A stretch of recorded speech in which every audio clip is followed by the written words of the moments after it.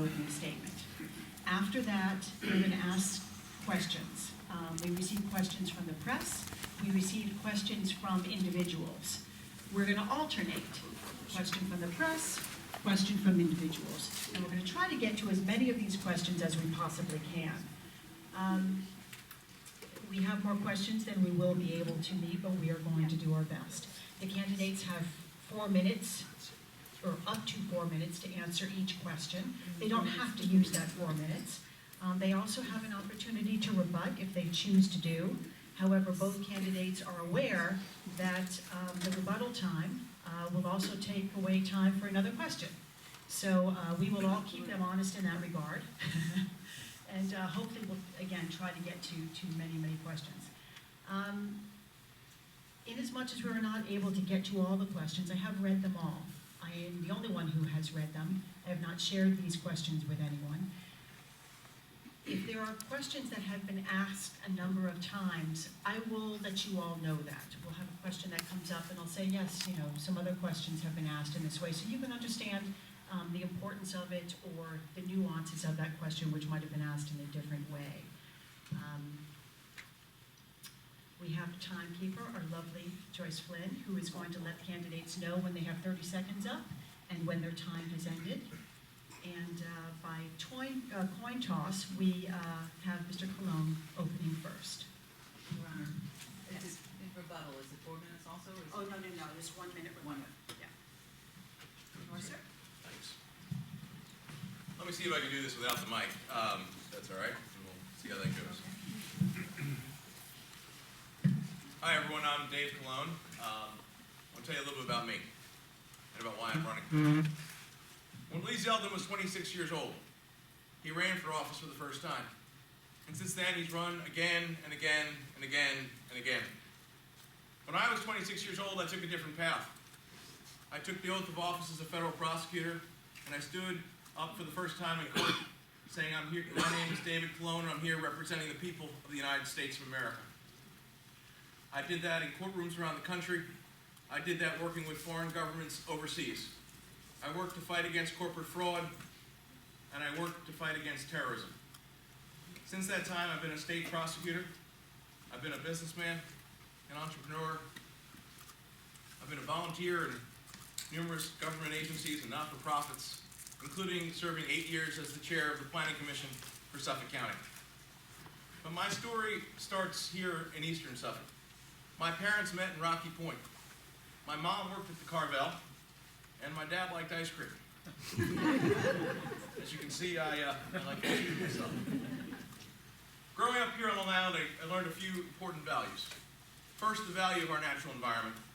I remember growing up, go digging for clams in the bays, taking our boat out on the Long Island Sound and in the Peconic. Remember one of my first dates with my wife, who became my wife, when we had a little boat out there and it ran out of power. And I had to nervously and sheepishly row my way back in. I also learned the importance of hard work growing up here on Long Island.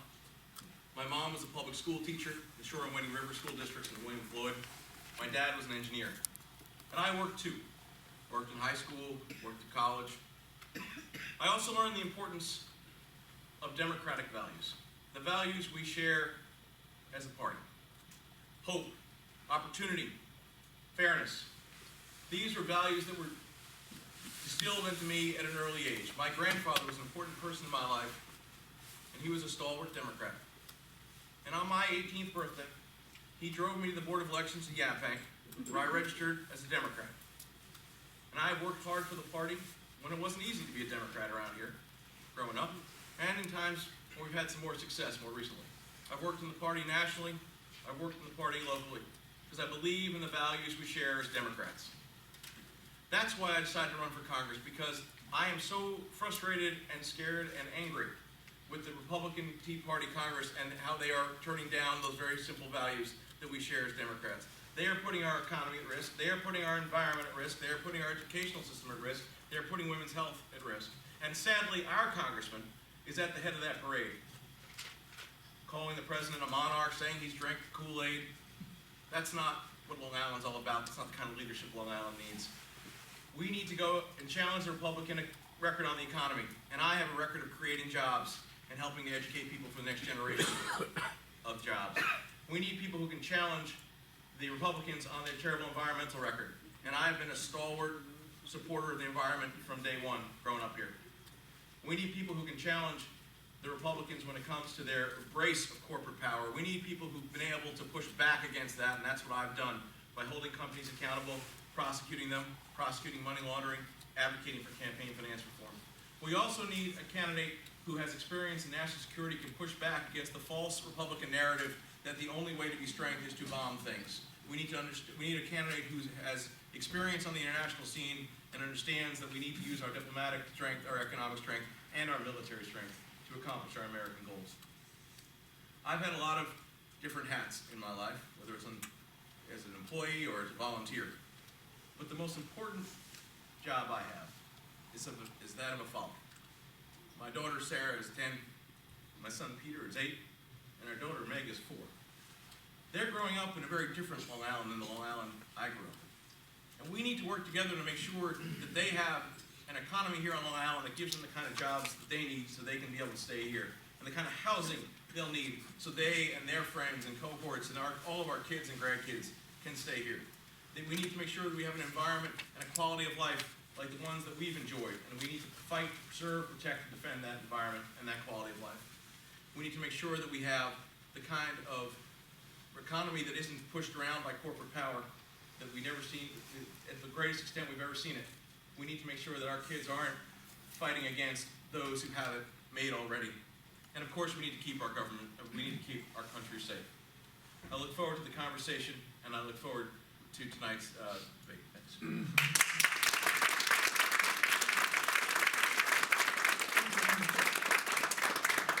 Can I do it without a microphone too? Can you hear me? Sure. Can Yeah. we all do it without the microphone? Let's try. All right. It's not such a big room and microphones are distracting. So, happy Super Tuesday. Super Tuesday 2016, and what a Super Tuesday it is. Did anyone think, even 6 months ago, that Super Tuesday 2016 would look the way it does today? Where the Republican frontrunner is an individual who spews hate-mongering as his solution for how we're going to make America great again. And who's right up there with him? Our congressman, Mr. Zeldin. You may have seen his website, somewhat of a mutual admiration society with Mr. Trump, where he calls Trump's political incorrectness something America needs and wants. Meanwhile, he ran on the fact that he was going to be centrist, he was going to bring people together, he was going to reach across the aisles. What has he done? He's missed over 2/3 of his Foreign Relations Committee meetings, spent his time applying for visas to go to Iran, to make a farce out of that. And he has the worst voting record almost in New York history from a congressman. I was meeting with several of the sitting members of Congress from New York. They said he has not once reached out and tried to work with them on anything. So those were empty campaign promises. So here we are, Super Tuesday 2016. It's not entirely different than Super Tuesday 8 years ago, where we were coming off 8 years of George W. Bush. Many of you heard me say it before, but I can't say it enough. George W. Bush, to me, was one of the single most destructive leaders in this country, including the people he surrounded himself with, and we continue to pay the price for that. So, at that time, I was coming off what had become my work and life devoted to helping and working with other people. I started the Hayground School with a group of people who wanted to make sure that our kids had a choice, that we could bring together a community that was not together, where we got kids from the reservation, where we got kids from the African American communities, where we got kids from the Latino communities, and where we got teachers in who wanted to learn and teach with a social justice curriculum as the focus, and put kids out into the world who cared about the world. Bridgehampton Child Care Center. Many of you know I was the director there for several years. It was a center that was on the brink of collapse, and I had the pleasure of partnering with Tim Bishop there. He was the treasurer, and we put it back on its feet. We got programs like the Head Start program, the only one of its kind east of the canal, and several other preventive programs. Got teen pregnancy program. There was a 100% teen pregnancy rate when I walked in there. We got it down to 0 in a couple of years. Drug prevention, etc. We got ESL programs going, and we got adult programs going as well.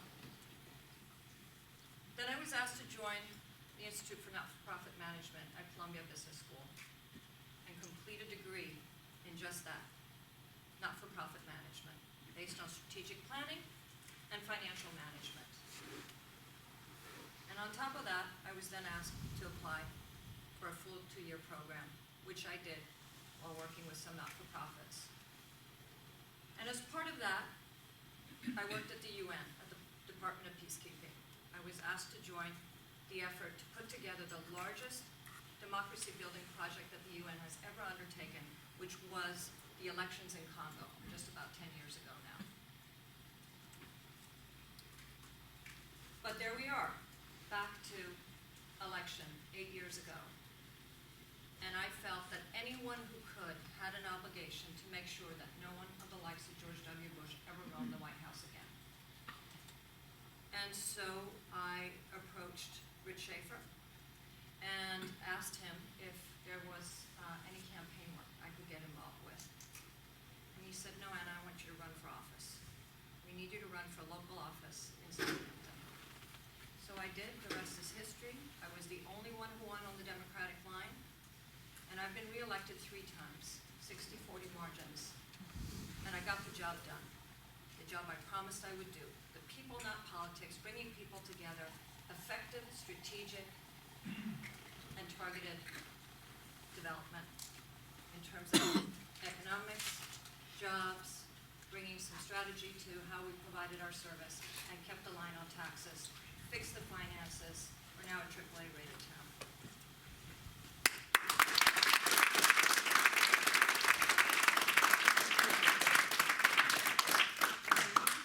Go back and forth between questions from the press and from individuals. The first question comes from the press. Audrey, I think you need to use the microphone. Yeah, I have to do this. Is that better? That's better. All right. First question is from the press. And since you answered last, we'll go ahead and have Mr. Colon answer this one first.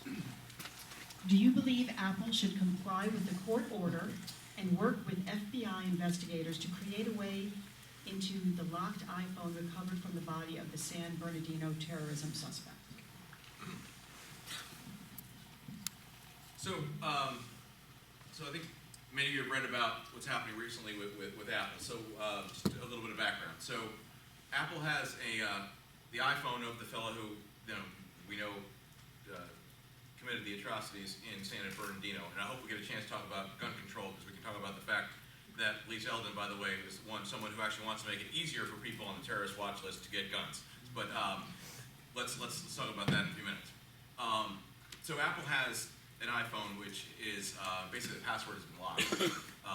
And typically what happens in that situation, when I was a federal prosecutor, what we do is we'd apply to, go to the court, get a search warrant, and you'd be able to get access to information. Again, a court has to decide whether it is appropriate for the government to actually have access to that information. And typically, when Apple has iCloud and the other services have different kinds of backups, the information will be backed up somewhere in the cloud, in this case, and law enforcement would typically have access to that. In this case, it's a little interesting because the phone has somehow gotten locked, where the iCloud got erased, perhaps by the actions of the government accidentally, but there is no backup data for folks for the government to be able to apply for a warrant to get. What they need is Apple to actually come up with a program to unlock the device. And my belief is, the way I look at it is this: if you had a safe and you had a locksmith who was the only one who could figure out how to make the key to that safe, and we knew that the court had said, yes, there's a real reason to get the information information in that safe, then I believe that the government should be able to say to the locksmith, you need to make a key to open that safe. However, what I think is dangerous here is whether that key could then unlock lots of other safes. So I think it's legitimate for the government to be able to say, and this is of course an important balance between privacy and the right for law enforcement, but I think it's legitimate for the government to go to the court and say, we want you to make a lock, a key that opens that safe for this person. We know that there's information inside, or the court has said it's legitimate for us to look inside. But I think it's critically important that the government be allowed to do is only look into that safe, and then that program then be destroyed so that it cannot be used for other phones in the future. Okay? I think this is the balance we need to strike between privacy and new technology. And the interesting thing, as someone who comes out of the technology world and has done a lot of work on technology companies, we're going to be facing issues like this all the time. This is a new world. When I was doing terrorism stuff and working with the FISA court on this, there were no, there was no cloud to back things up to. So there, you might be able to ask a bank for bank records, those kinds of things they had physically. We're in a brave new world in a way in terms of how technology works, and we're going to be figuring this out as we go. But my belief in the balance is that we need to make sure that the key only works for that particular phone, because that's the phone that they've gotten a specific warrant with respect to, and that they should not be able to then use that program for other phones or have it available for other phones. Thanks. So therein lies the problem. Apple says we can't do that. That if I'll use Dave's language, if we create this key or create some passageway to opening this phone, we are creating technology that will be able to open every other phone like it. And the integrity of Apple's product, and where all of us are counting on that our information belongs to us and only us, and others cannot access it, including the government, is going to be jeopardized. And that is the point that Apple is making, and that all of us worry about the encryption of our personal data. We worry about that individuals with ill intentions, whether it is to get into our personal medical information, our personal financial information, the ability to access our bank accounts, things of that sort, that if you create the technology to open up this phone, that unleashes the ability for anyone that can then access this technology, because once it's been invented, there's absolutely no guarantee that it can be safeguarded. And that's the dilemma. Are we opening up a route to where all of our personal and private and sacred information is then available to terrorists, to people who want to defraud us, to thieves, et cetera, et cetera? And so far, Apple has said that they cannot create something that is a one-use only, that the technology will open up every other phone of its kind, be there for it, and that they cannot guarantee, nor can the government, that it will not fall into ill-gotten hands. So the judgment call here is there something on this phone, this one phone, that is of such importance and that will lead to others who might want to harm others, and that we need to put at risk what then may put at risk the rest of us. And I think what's lacking here is a conversation that's really out in the open between the government and Apple that really explains if there is no alternative here. I fear the idea that our technology is not safe if this so-called key or opening is, the encryption goes away. I fear that, I have to say. I think that Apple makes a very important point, and when you talk to other techies in the world, they agree with this. That said, we have to make sure that the kind of things that happen in San Bernardino never happens again. And that is an issue of gun safety. That's an issue of making sure that people who should not be carrying the kind of arms that they were carrying, stockpiling the kind of ammunition that they were carrying, contact with terrorist groups. That's what we need to deal with.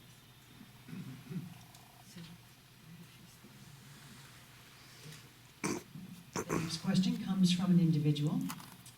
Many of us learned about the pros and cons of private equity during the 2012 presidential election when Mr. Romney's private equity record was scrutinized. Private equity can be a formidable tool assisting growth and expansion. Conversely, on the downside, the effects are layoffs, excessive debt, disadvantage to the portfolio company, and community blight. Given these downsides of private equity, would you support changes to the private equity system of finance and investment to include more worker protections and training, as well as tax and other economic reform? This would go to you. Absolutely. We have a 21st Century Balancing Act that we are trying to fight out with the Republicans, who want absolutely no regulations of this sort. But what happened, starting in 2008, when the bubble burst, and almost every single American was touched in some way or another by what has then been the single most extensive economic downturn in our lifetimes. And it became clear that the lack of regulation was the cause of that. That said, I do think that there is a balance, and I think that there has to be a working group that is put together that comes up with what are regulations of the kind that the question asks here, and make sure that private equity, things of that sort, cannot run rampant at the cost of labor, jobs, investments, people's bank accounts, savings accounts, etc. And that is not there today. I do believe that people in the financial world, because there seems to be this, that there's a complete disconnect between the financial management world, Wall Street, etc., and people who are trying to do good business. And I don't believe that. I do think that there is a coming together there that can and should happen.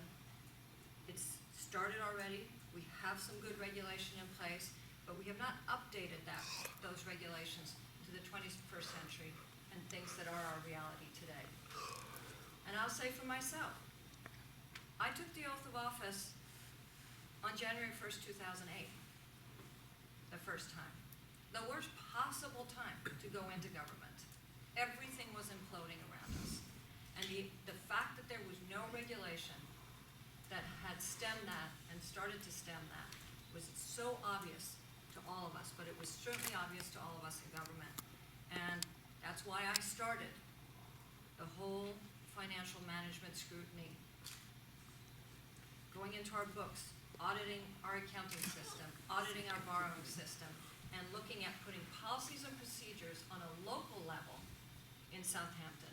And we now have in Southampton some of the most stringent, most protective financial policies of any municipality.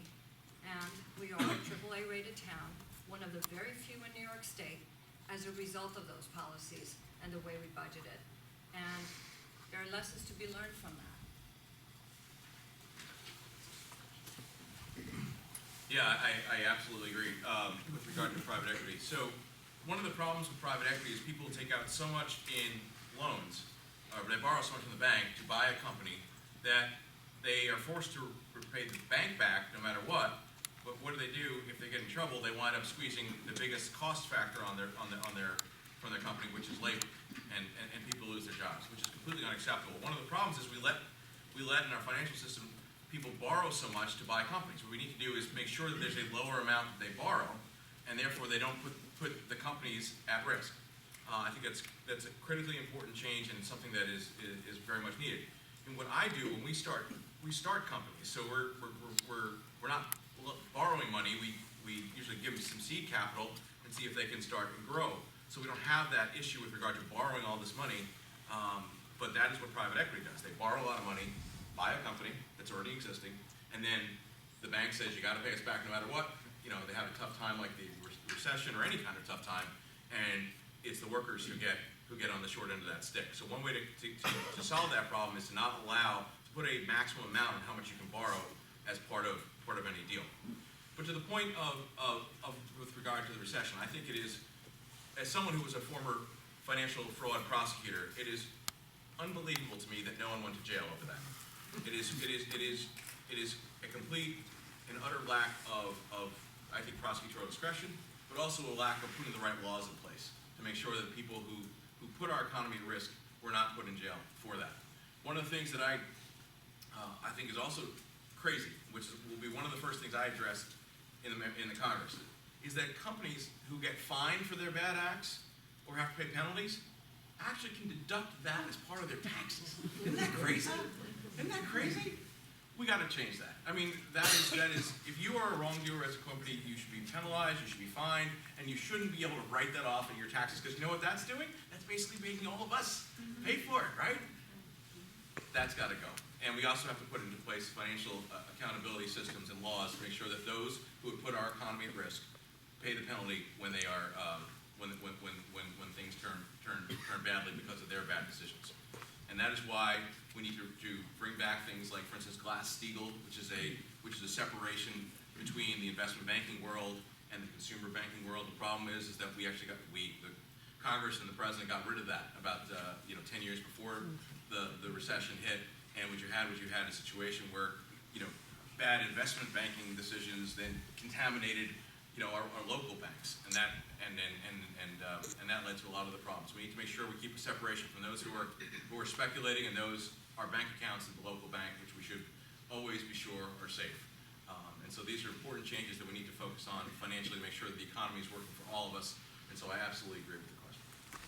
I'd like to just add to that too, because I think that one of the things that was almost the most egregious in terms of the bailouts and how the government dealt with what happened is that the companies that then were deemed too big to fail and enjoyed these enormous bailout dollars then went on to become very profitable again, almost invariably more profitable than they were before they were bailed out or started to go downwards.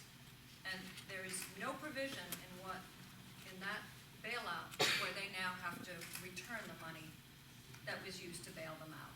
And that to me is almost the biggest sin of all. And Glass-Steagall has the foundation for some good, but it lacks what we need in the 21st century. So to me, Glass-Steagall is a base perhaps, but it's so different, the financial world today, that it doesn't begin to address some of the intricacies with all the way financial management and hedge funding and venture capitalism is working today. Let's see, name the single biggest difference between you and your primary opponent and why voters should choose you as the Democratic candidate. And I'll let you know that there were 2 or 3 questions along these lines, specifically asking what it is to be a Democratic candidate. First to you. Look, I've been proud to be a Democrat since I was 18 years old. I said that before. That matters to me. The party matters to me. I believe that we need to build the Democratic Party. That's something I've worked on nationally. I've brought together a group of folks who headed different organizations around the country a few years ago when the Democratic Party was facing some difficult times, because I felt like we needed to talk to each other. There were good things happening in Oregon. There were good things happening in Montana. There were good things happening all around the country in the progressive movement, but there wasn't much conversation or talking, a meeting of the minds. So I brought together a group. We actually still meet once a year with the head of Move On, the head of Rock the Vote, the head of a variety of progressive groups. And we get together to share stories, to share ideas, and to share a plan for how we can increase progressive activism and power around the country. Well, I've done that nationally. I've also been involved locally. Like, I started my first campaign, I remember I just started driving when I volunteered for the Brookhaven Town Democratic Committee in a race. Unfortunately, we kind of knew we were going to lose. But times have changed. Those of us who kept working in the Democratic Party and kept fighting and fighting, have gotten to the point where, look, we've been able to win some great races. We now have countywide races we win, and of course, congressional races, which we need to win again. And for me, being a Democrat matters. And I know that, that may not be true of all of us, but it is for me. And I believe it's critically important that we continue to build the party, because while we can win this election in 2016 because we have a favorable electorate and a favorable wind in our backs, we cannot hold this seat in 2018. And that's why I've been working around the district to build up the Democratic Party, and I look forward to working with you in Southampton on that. We need to continue to build the party, get more people involved, and to build up its structure. You need someone who's a committed Democrat to do that. The other, I think, difference I would say between Anna and myself is on the environment. I mean, I have been someone who believes passionately that we need to protect, preserve, and defend our environment no matter what. I have been active in the effort to preserve open space here in the South Fork and other places in the county. I've worked on renewable energy. My work on renewable energy has been nationally recognized. We need to continue to be a leader here on Long Island. It's critically important, not just for us locally, it's critically important nationally that we wean ourselves off of foreign oil, and we move away from our dependency on carbon-based fuels.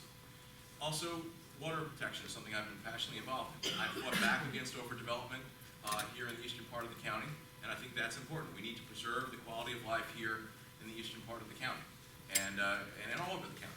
And that's something that I've been proud to fight for and with.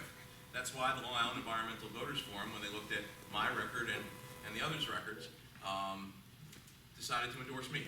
And I'm proud of that endorsement because I believe the environment is critically important to our future as a region. It's also important for our economy. We know that our economy is very much an environmentally based economy. We have our fishing, we have our tourism, all those are based on our economy. And more than anything else, we have the water that's underneath our feet that we need to protect. Because if we don't protect the water underneath our feet, we don't have an economy, we can't even live here. So I believe it's critically important the next member of Congress not do what Lee Zeldin did and vote against the EPA's Clean Power Plan, vote against funding for environmental initiatives. We need someone who's a stalwart for the economy, and that's what I will be as your representative in Congress. Thank you.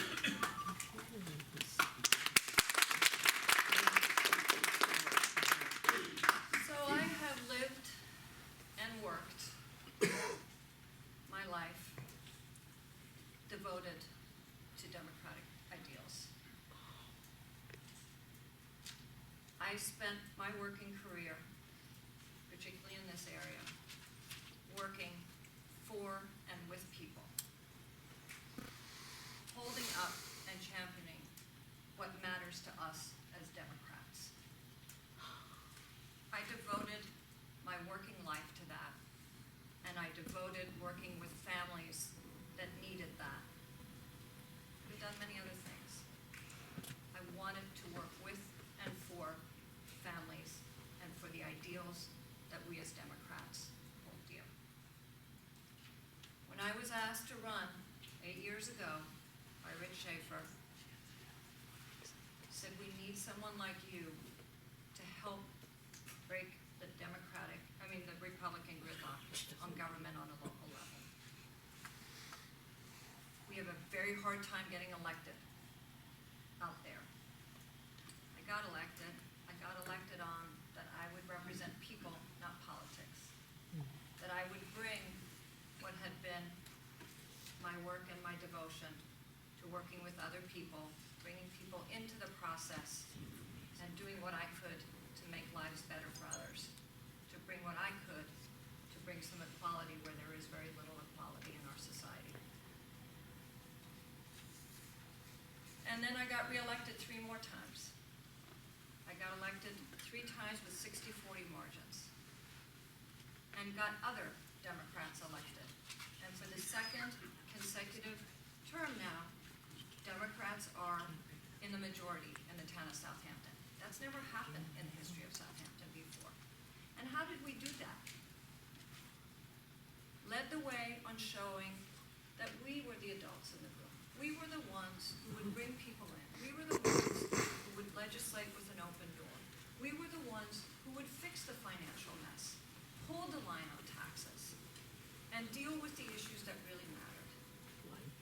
When I got elected supervisor, I talked about a 13-point strategic plan that looked at every part of town, that looked at the Flanders Riverside area, looked at what that area needed, looked at Hampton Bays, looked at every part of town that needed championing, that needed to be brought in, and us going there. And what did we do? We brought the revitalization plan, the downtown Riverside Flanders revitalization plan, and residents there say that no one has done more for Flanders and Riverside than we did for them. Hampton Bays, the same thing, with the work we got done there. And on the environment, which was my number one thing, Newsday, as you probably remember, endorsed me as a big thinker on the environment. The thing I'm the most proud of is the Clean Water Center and Technology Center at Stony Brook University. It will stand to change the way we deal with nitrogen loading, which is the number one threat we have to our clean water. We got the sustainability plan done in Southampton 400. It's a boilerplate for anyone else to look at. We preserved more land than had ever been preserved before. We got the sustainability committee going. We got a sustainability coordinator, paid for by a grant, going. And the most progressive sustainable building codes anywhere. It's the first thing I did when I got elected. So I've lived those ideals, I've worked those ideals, I've gotten elected on those ideals, and I will do the same in Congress, and I will also bring people together the way I did in the town of Southampton.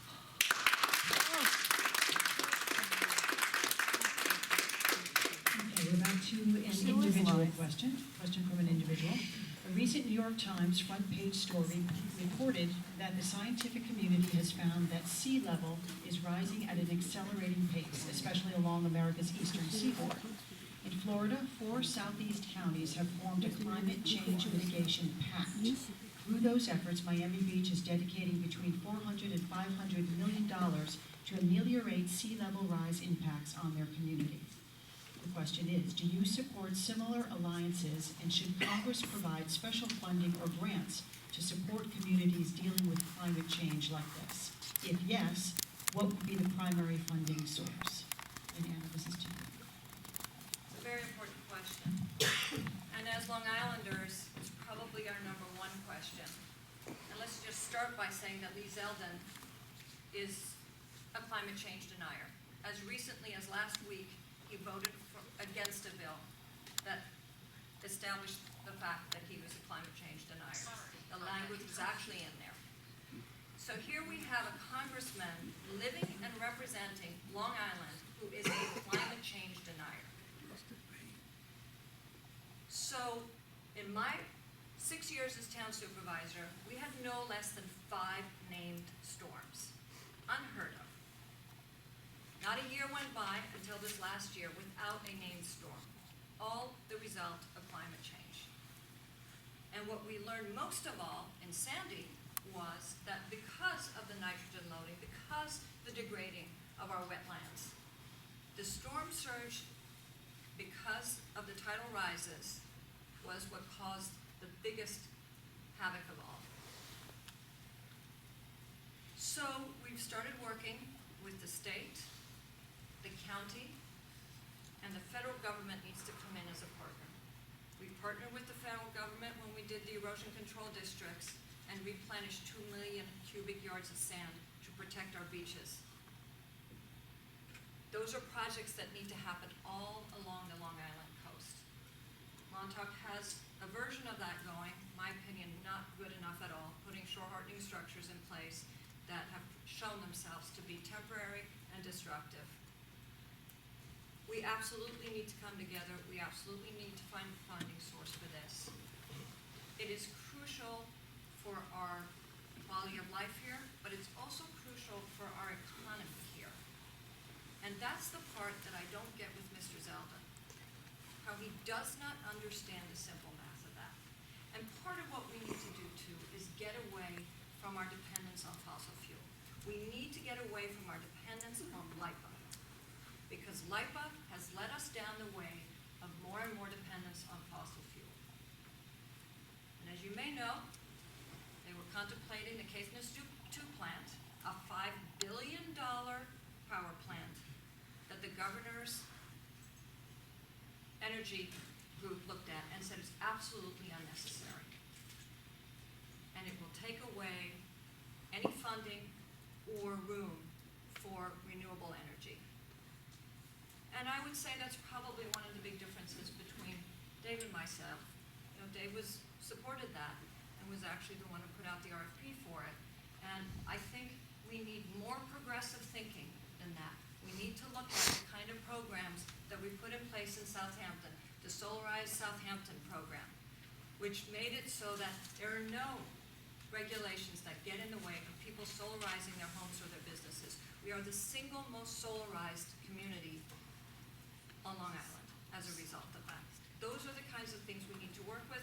We need to get funding together from all levels of government. We need to do the kind of thing we did with Fred Theo, where we added to our community preservation fund the ability to use up to 10% of our revenues in water mitigation and clean water projects. That kind of thing. We need to put strong, smart thinking together for this, because otherwise our future in Long Island is jeopardized.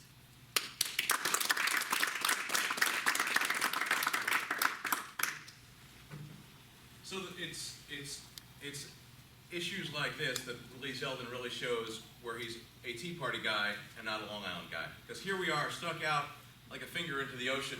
No place is more susceptible to climate change and global warming than right here. And yet our congressman is one of the ones who voted against the EPA's Clean Power Plan.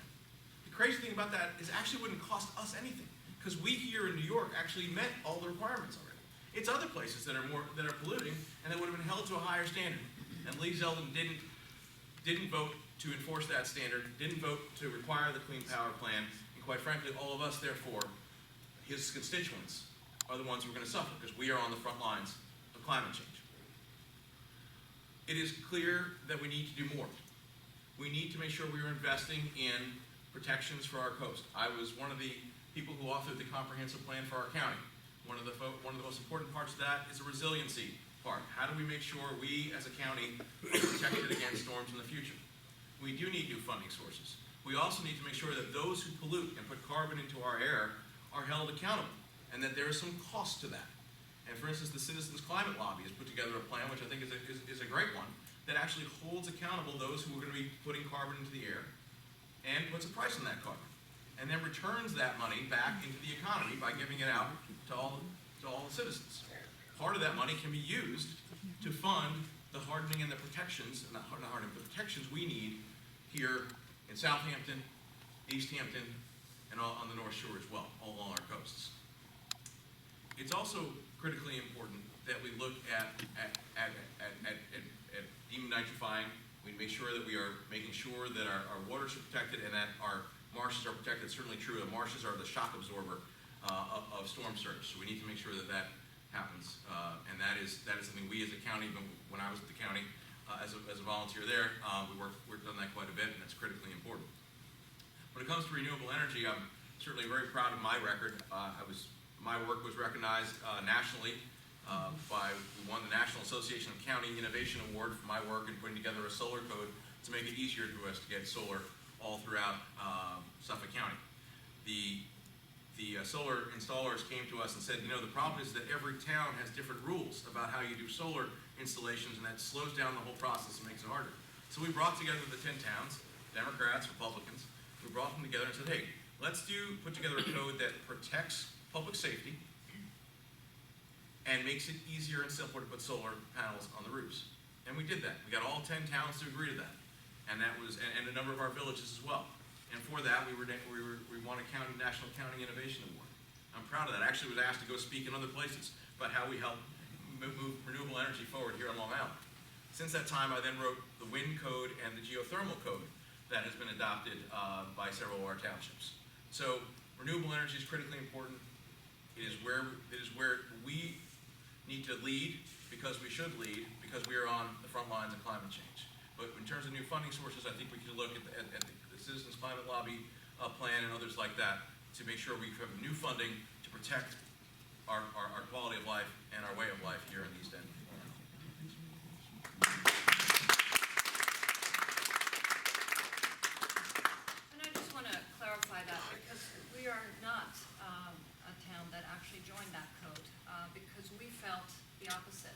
there should be no red tape to that. That any individual or business that wanted to solarize could do that without having to go through the red tape of a bunch of permits. So we did it a little bit differently. We worked with our sustainability committee, and we put together what we call the Solarize Southampton effort. And in that, we first of all went out and RFP'd and got solarizing companies to give us bids on who would work together and get as many customers together as possible so they could bring down the costs. And we put out a lot of PSAs on this. And all we require in the town of Southampton is an electrical permit to make sure that everything is hooked up right so your house won't burn down. But no more red tape than that in the town of Southampton, and that is why we are now the single most solarized town on Long Island. Back to a question from the press. This is starting with you, David. Who is your political hero and why?